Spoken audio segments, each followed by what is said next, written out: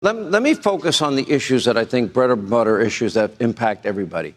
I want to know, if you get elected president, how fast you're going to be able to fix our borders, bring us back to energy independence, how quickly you might be able to work to change the school system, bring back law and order and safety and security to this country and every town and every city, because I think people need that if they want to pursue happiness. How quickly can you shift gears and move this country? Okay. I think very quickly. Let me just say, so I heard DeSantis saying, oh, well, I get 8 years, he gets 4.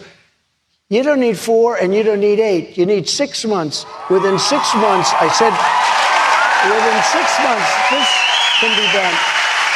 Other than, you don't need 8 years. And frankly, I wouldn't vote for him because he said, you need 8 years, you need 6 months. We're going to drill. We're going to get our energy down. When the energy comes down, other things come down. And we're going to take care of things. We're going to immediately close up the border. We had the greatest border. We had the safest border in the history of our country. Now we have the worst border in the history of the world. And I say this during rallies. We love our rallies. But I say it there's never been a third world country that allowed people to pour into a country. They'd stand there with sticks and stones if they had to. What's happening to our country? But in terms of doing it, you don't need 8 years and you don't need 4 years. We can have a lot of it done because these guys are amazing. The oil guys, they will be. In fact, I had it so low that we had to raise it or they would have all been out of business. We had so much oil, we didn't know what to do with it. We bought a lot of it for very little for the Strategic National Reserve that he then took to keep the prices down before an election. You know, we had the Strategic National Reserves almost full. And then Biden came along and took it to keep prices down. It's called artificially down. And the thing is almost empty now. And that's meant for times of war. It's not meant to keep a price down for an automobile. It's meant for war, for real problems.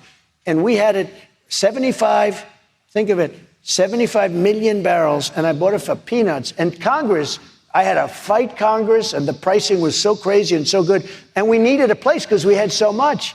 So we start filling up. This guy comes along and he takes it for automobiles, for people before the election, so the price could keep down. Now it's totally empty. It's the emptiest I think it's been in 50 years. Down 48%. And it's so sad. And by the way, the price is still very high. I don't think gas went over $3 a gallon, if I'm not mistaken, when you were president as an average. We had it down to $1.87. We actually had a little period of time where we had it lower than that. But the energy companies, the oil companies weren't going to last. I had said, wait a minute, I love it in one way, but in another way, they're all going to go bust. We got to get it up a little bit. But we had it down to $1.87. But we had a period of time where it was much lower than that. It was too low, actually. So we have. That's a good problem, by the way. That's a much better problem than it's at $6 and $7 and $8 and $9.